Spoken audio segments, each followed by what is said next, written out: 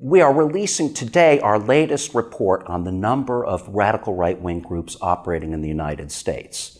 What we found was, for the fourth year in a row, really explosive growth, in particular on the part of the anti-government patriot groups, what we used to call militia groups back in the 1990s. These groups have really grown at a just astronomical pace.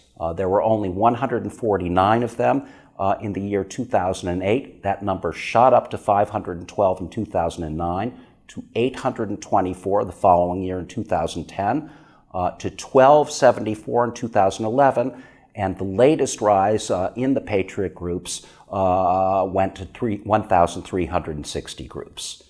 That is, what that works out to is 813% growth in these groups in just 4 years. What has really been behind the growth of these groups over the last 4 years, I think, are two things predominantly.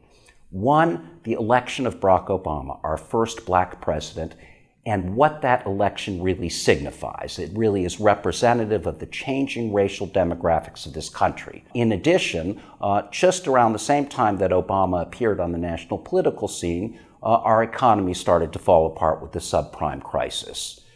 The anger, angst, frustration, fears surrounding the economy have very much poured fuel on this fire. The re-election of Barack Obama once again ignited an extremely angry reaction from people on the far political right.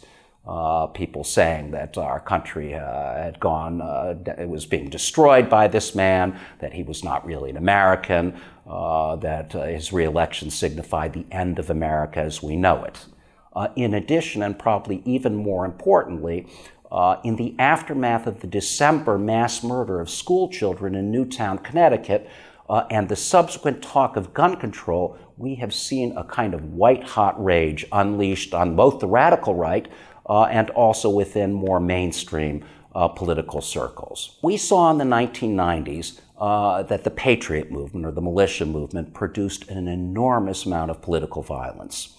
There were literally scores and scores of plots to blow up government buildings, to murder government officials, civil rights leaders, in one case to blow up all 50 Capitol buildings in the 50 states, and a whole series of other criminal and terrorist attacks.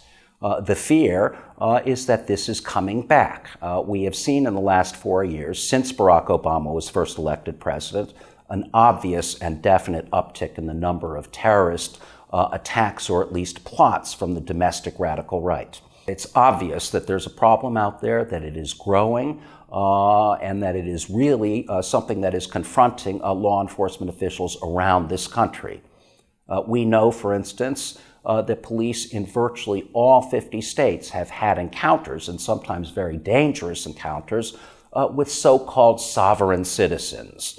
These are people who believe that they don't have to follow federal law, they don't have to pay taxes, they don't need driver's licenses, and so on.